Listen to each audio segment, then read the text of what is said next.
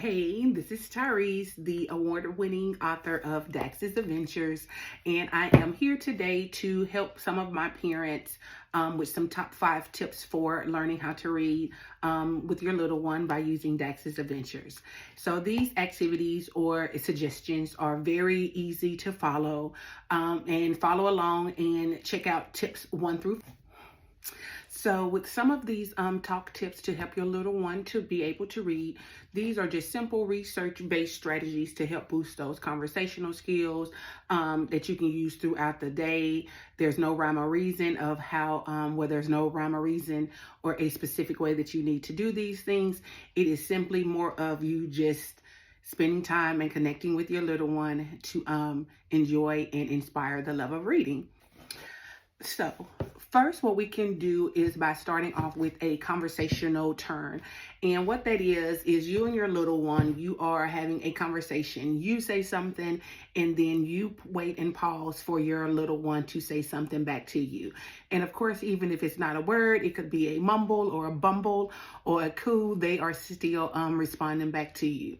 So first, that's what we are learning about is a conversational turn when it comes to a precursor of tips in order for your little one to start reading.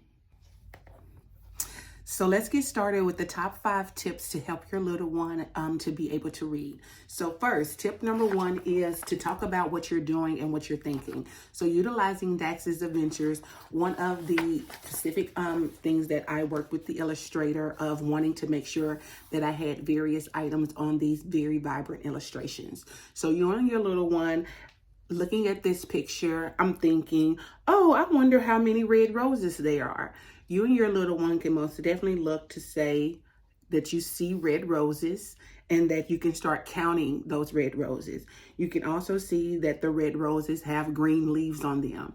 These are also little tidbits that you can talk about with your little one of engaging in that very first tip of talking to your little one and letting them know what you're thinking about. And also turn taking of asking them, what do they see? Do you see a bunny? Or what else do you see in this picture? I see blue water. It's over talking back and forth with your little one as tip number 1 is talking about what you're thinking and reading when you look into a book. You can now wait on a response for your little one is the tip. So even if you're looking at this page of Dax's Adventures, you can ask an open-ended question about what we talked about. Wait for your little one to look at the page to get ready to start that conversation. They might already be pointing or talking about something that they see on this picture. But what you're doing, you're waiting for them to respond of which path do you think they're going to choose? Do you see this path have green patches on it and this grass has little stones? Which path do you think they might take? Those are all open-ended questions to where you can engage your little one and just wait for them to talk or either reach out and point to the page. These are also wonderful signs of waiting for your little one to engage with you and to connect with you to love reading. Hey, so tip number 4 to help your little one to learn how to read by utilizing Dax's Adventures.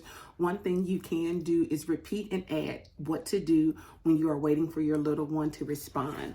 So if we're utilizing this picture right here, for example, you will repeat what you see in the picture or either try to have them to repeat what they see. Even like I say, if words are not clear, you are still having a conversation with your little one and engaging and communicating with them.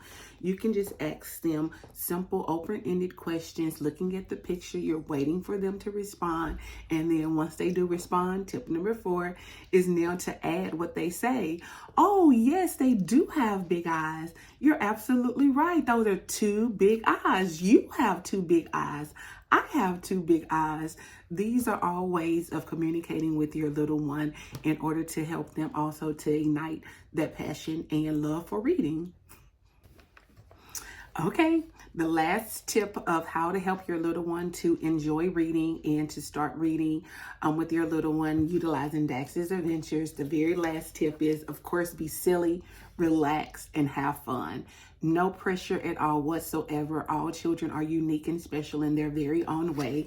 So utilizing this picture in Dax's Adventures, just be silly. Oh, look at Felix and Dax. They won some treasure. Yay!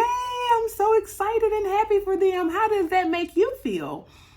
Little things like that goes a long way with, of course, with littles that we interact with. They will most definitely end up having a passion of reading, and they will most definitely want to do this again with the person that is reading, with the adult that is reading with them. So again, thank you so much, and hopefully you enjoyed these 5 tips of helping your little one read.